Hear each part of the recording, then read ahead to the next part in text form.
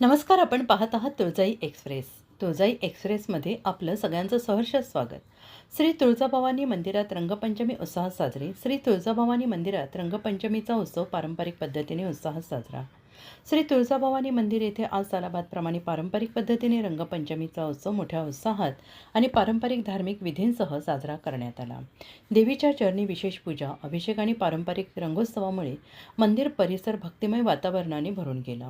रंगपंचमीच्या निमित्ताने सकाळी लवकर देवीचा अभिषेक आणि विशेष पूजा करण्यात आली. त्यानंतर देवीला पांढरा शुभ्र शालू नेसवण्यात आलं. या शालूवर सप्तरंगाची उधळण करून पारंपरिक पद्धतीने रंगपंचमीचा उत्सव साजरा करण्यात आला. महंत आणि पुजाऱ्यांनी देवीला रंग अर्पण करून हा धार्मिक सोहळा पार पाडला.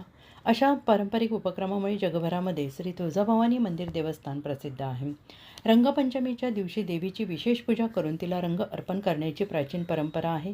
या परंपरेनुसार देवीला प्रथम रंग अर्पण केल्यानंतर मंदिरातील पुजारी आणि उपस्थित भाविक एकमेकांना रंग लावून उत्सवाचा आनंद साजरा करतात. या सोहळ्यात प्रामुख्याने नैसर्गिक रंगांचा वापर करण्यात आला. या उत्सव प्रसंगी मंदिरातील धार्मिक आणि प्रशासकीय मान्यवर उपस्थित होते. यामध्ये महंत वाकुजी बुवा, महंत हमरोजी बुवा, सहाय्यक व्यवस्थापक धार्मिक अमोल भोसले, पुजारी बांधव तसेच मंदिर संस्थांचे अधिकारी आणि कर्मचारी उपस्थित होते.